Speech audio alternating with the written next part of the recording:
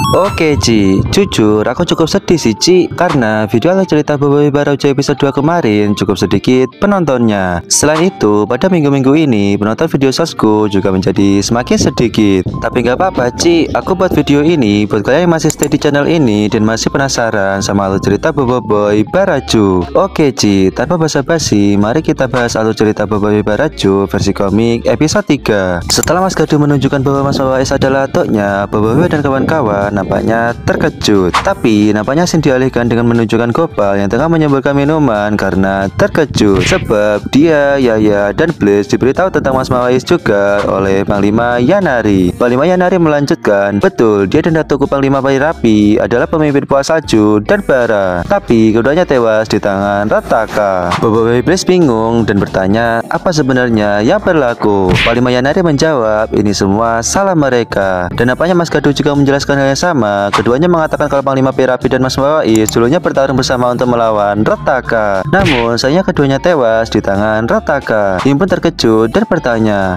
kenapa kau cakap macam tuh? Tiba-tiba Mas Gadu cakap kalau Panglima Pairapi pasti cemburu dan kehebatan Mas Mawais. Di sisi lain, ditujukan pada Panglima Pairapi, nampaknya Panglima Yanari tengah menjelaskannya sebaliknya. Dia cakap kalau Mas Mawais gila perhatian. Bobo Iblis berespon dan cakap kalau mereka nggak mungkin kayak gitu kan. Panglima Yanari menunjukkan muka kesal dan menyampaikan kalau memang Salju nggak bisa dipercaya. Kemudian scene beralih yang menunjukkan Feng dan Totoroka yang tengah berada di teratak Totoroka. Nampaknya Totoroka juga baru saja menjelaskan konflik antara Puak Bara dan Salju. Menanggapi itu, Feng kemudian bertanya, pasti Totoroka tahu tentang rahasia kuasa Panglima Pairapi. Tapi ternyata Totoroka tidak mengenal Panglima Pairapi sama sekali. Totoroka terkejut dan bertanya gimana caranya Totoroka bisa ada di gambar yang sama dengan mereka. Totoroka menjawab kalau itu hanyalah foto bom. Feng nampak pasrah kemudian berkata, aduh, jalan buntu. Tiba-tiba Totoroka berkata kalau mungkin ada suatu hal yang bisa membantu mereka. Feng pun bertanya, apa benda tuh? Totoroka menjawab, nanti tengok sendiri. Tapi sebelum itu, Feng dan Totoroka kebingungan dan saling melihat satu sama lain. Cerita dilanjutkan dengan menunjukkan suasana di Puak Salju. Mas Gadu bertanya, apa tujuan sebenarnya Bobo Boy dan teman-temannya pergi ke planet Barajo. Bobo Boy Ice menjelaskan kalau sebenarnya dia telah mewarisi kuasa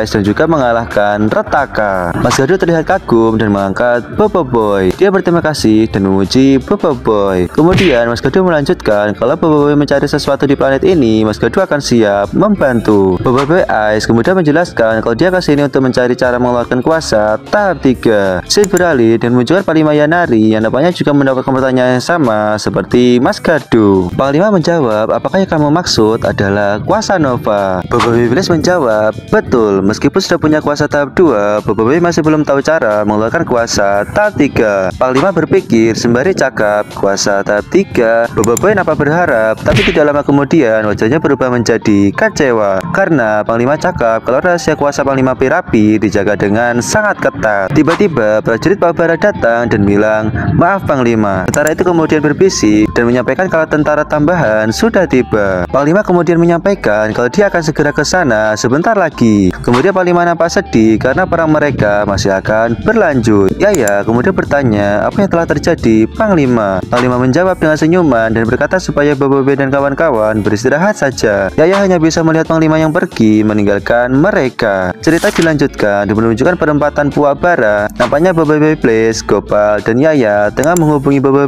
Ice, Ying, dan Kuali. Yaya cakap kalau mereka bersyukur karena ditolong oleh Puak Bara. Tiba-tiba Gopal malah bilang kalau kalian tidak apa-apa kan di Puak Salju. Kuali menjawab, Puak Salju baiklah. Kemudian Kuali bertanya, di mana mereka? Bobo Blaze menjawab kalau mereka ada di Puak Bara. Kuali tiba-tiba terkejut dan cakap kalau Puak Bara itu licik. Gopal malah tidak terima dan berdebat dengan Kuali. Bobo Ice menengahi mereka dan bertanya kepada Blaze, apakah udah dapat maklumat Panglima Pairapi? Bobo Blaze menjawab kalau mereka belum dapat karena orang-orang mau perang terus. Tiba-tiba Kuali malah bertengkar dengan Gopal lagi. Yaya pun menghentikan mereka. Yaya bilang kalau kedua puak sebenarnya sudah lelah berperang, gimana kalau kita damaikan mereka? Bobo Blaze pun berkata, betul tuh Mimi.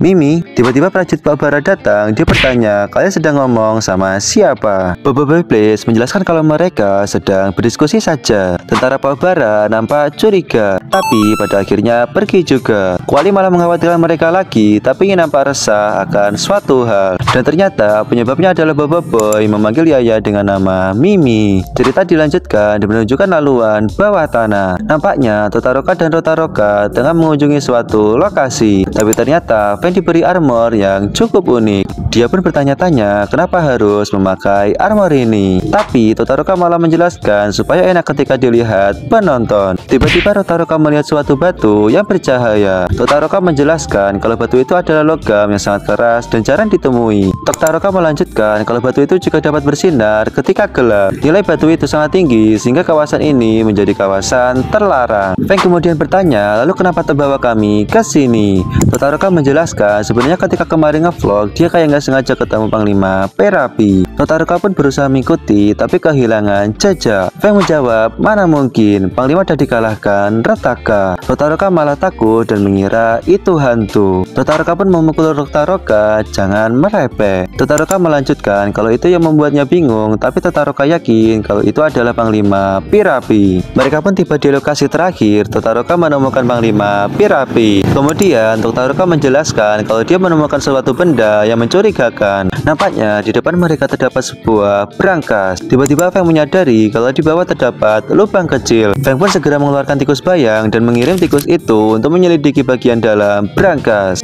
Tapi tiba-tiba muncul bayangan banyak orang. Orang itu nampak seperti kawanan buah bara dan salju. Todoroka, Rotaroka, dan Feng terkejut. Tapi Rotaroka berusaha mengajak mereka berbicara. Tiba-tiba mata mereka bersinar. Buah bara tiba-tiba mengeluarkan senjatanya dan bersiap untuk menyerang. Feng memperingatkan Rotaroka. Untungnya Feng sempat menghalau serangan itu menggunakan perisai bayang. Tiba-tiba Todoroka malah melanjutkan live stream lah, Ci. Feng bertanya-tanya kenapa mereka menyerang kita. Todoroka menjawab kalau sepertinya ada yang aneh dari alien ini. Tiba-tiba buah bara menyerang lagi, tapi serangan itu mengenai perisai Feng. Feng tidak terluka dan bertanya-tanya, loh kok nggak terasa? Todoroka menjelaskan kalau itu adalah perisai khusus yang dapat menahan serangan api dan air. Feng bilang supaya Todoroka menyelamatkan diri dahulu. Todoroka setuju dan bilang kalau akan segera kembali dengan membawa pasukan batu ais dan api. Todoroka pun menggelinding, tapi pasukan aneh itu berusaha menyerang mereka. Feng dengan sigap mengeluarkan kuasa barunya yaitu rimba bayang. Dengan kuasa ini, Feng dapat mengeluarkan berbagai hewan bayang yang kuat. Feng kemudian memimpin mereka untuk melawan para tentara musuh. Melihat itu, Rotaroka malah terlihat panik dan bilang supaya tidak bertengkar. Tapi tiba-tiba terdapat tentara salju yang menuju Rotaroka. Untungnya Rotaroka bisa menghalau serangan itu, tapi nampaknya serangan dari tentara salju sangat kuat. Bukannya melawan, Rotaroka malah bilang supaya tentara salju jangan melakukan ini. Melihat itu, Feng nampak heran dan bertanya kenapa Rotaroka tidak melawan. Rotaroka pun menahan tentara salju sembari menjawab kalau Rotaroka ada berjanji tidak akan emosian seperti dulu. Feng pun menjawab, bro. Kemudian Feng menaiki beruang bayang dan menerjang para tentara musuh. Dia menggunakan perisai untuk mendorong dan beruangnya menerkam musuh. Feng terus melanjutkan mengarahkan pasukan bayangnya, tapi tiba-tiba terdapat satu tentara bara yang muncul dari belakang Feng. Feng pun terkena serangan dan Rotaroka terkejut. Tapi ya Ci, sebenarnya serangan itu nggak akan berpengaruh kepada Feng karena Feng memakai armor anti panas dan dingin. Rotaroka pun langsung marah dan melecat semua tentara yang menghalanginya. Dia menggelinding dan menggunakan kuasa gulingan batu api. Tentara yang terkena serangan Rotaroka terpental dengan sangat kuat. Tapi Rotaroka terus marah dan mengerahkan kuasanya. Rotaroka mengambil buaya bayang Feng, kemudian memutar buaya itu dengan sangat kuat dan mengalahkan banyak tentara. Feng pun kasihan dengan buaya bayangnya. Setelah selesai, Feng pun menghampiri Rotaroka, tapi dia lebih khawatir ke buaya bayangnya. Setelah sadar, Rotaroka langsung bilang apa yang baru saja dia lakukan. Feng menghentikan Rotaroka dan menyuruhnya untuk memperhatikan tentara musuh. Ternyata mereka bukan orang, melainkan robot. Tapi Feng bilang kalau dia sudah menduga ini. Tak lama kemudian, Rotaroka datang bersama Roka dan Roku. Setibanya, Rotaroka malah terkejut. Rotaroka bersyukur karena Rotaroka dan Feng masih selamat. Roka dan Roku malah berlagak dan mencari di mana musuhnya. Padahal udah kalah semua. Rotaroka menyadari kalau ternyata semua pahlawan itu hanyalah robot. Feng pun melanjutkan kalau dia kena beritahu kawan-kawannya. Tiba-tiba brankas yang ada di belakang mereka terbuka, dan dari brankas itu keluar tikus bayang yang dikeluarkan oleh Feng. Mereka pun masuk ke dalam brankas itu. Roka Roku kebingungan ruangan apa ini. Feng dan alien batu melanjutkan perjalanan dan terkejut sebab ternyata terdapat sebuah ruangan yang cukup unik dan luas. Feng bertanya kepada Todoroka, ruangan apa ini? Todoroka cakap kalau dia pernah dengar tentang ruangan ini, tapi dia tidak menyangka. Dia melihat sebuah batu dan terkejut hingga tongsisnya jatuh. Tiba-tiba matanya berbinar dan menyatakan kalau tempat ini beneran nyata. Di tengah itu ternyata terdapat tentara robot yang masih bangun. Kemudian dia masuk ke dalam kegelapan. Oke Ci, mungkin itu aja alur cerita Boboiboy Barajo versi komik episode 3. Kalau kamu suka konten seperti ini, jangan lupa like, komen, dan subscribe. Terima kasih.